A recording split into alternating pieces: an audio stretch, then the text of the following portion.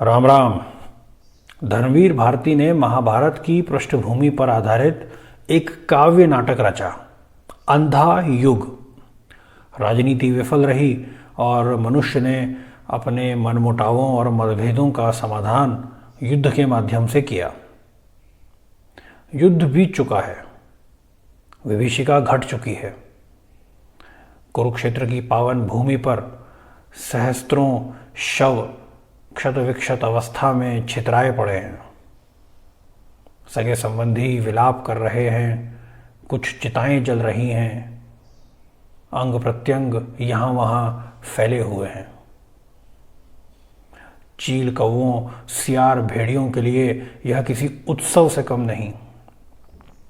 ऐसे में पुत्र शोक से ग्रसित विलाप करती क्रोधाग्नि में जल रही माता गांधारी भगवान श्री कृष्ण को इस विभीषिका के लिए उत्तरदायी ठहराती हैं। प्रभु हो, अवतार हो, रोक सकते थे पर नहीं रोका। उन पर लांछन लगाती हैं, उन्हें उलाहने देती हैं, यहां तक कि उन्हें श्राप भी देती हैं। और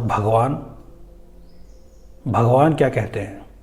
माँ प्रभु हूँ या परात्पर पर पुत्र हूँ तुम्हारा, तुम माता हो।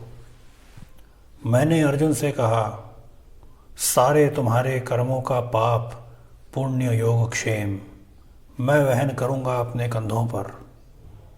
18 दिनों के इस भीषण संग्राम में कोई नहीं, केवल मैं ही मरा हूँ करोड़ों बार। जितनी बार भी जो भी सैनिक भूमिशाही हुआ, कोई नहीं था, मैं ही था। गिरता था घायल होकर जो रणभूमि में। अश्वत्थामा के अंगों से रक्त पीप स्वेद बनकर बहूंगा मैं ही युग युगांतर तक। जीवन मैं हूँ तो मृत्यु भी मैं ही हूँ माँ। शाप यह तुम्हारा स्वीकार है, जब तक मैं जीवित हूँ पुत्रहीना नहीं हो तुम। प्रभु हूँ या परात्पर पर पुत्र हूँ तुम्हारा, तुम माता हो।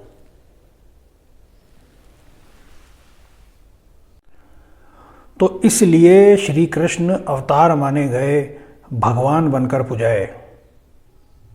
जो घटा उनकी सम्मति से घटा, जो नहीं हुआ उनकी इच्छानुसार उसे होना ही नहीं था। सारा उत्तरदायित्व अपने कंधों पर लेने का सामर्थ्य, सारी होनी की चिंता, सारे पाप पुण्य का बोझ स्वीकार करने का सामर्थ्य। लड़ने वाले वो, लड़ाने वाले वो, मरने वाले वो, मारने वाले वो। डंके की चोट पर यह कहना कि the buck stops with me. मैं ही वर्तमान हूं, भूत भी मैं था और भविष्य वह तो मैं हूं ही। जय श्री कृष्ण।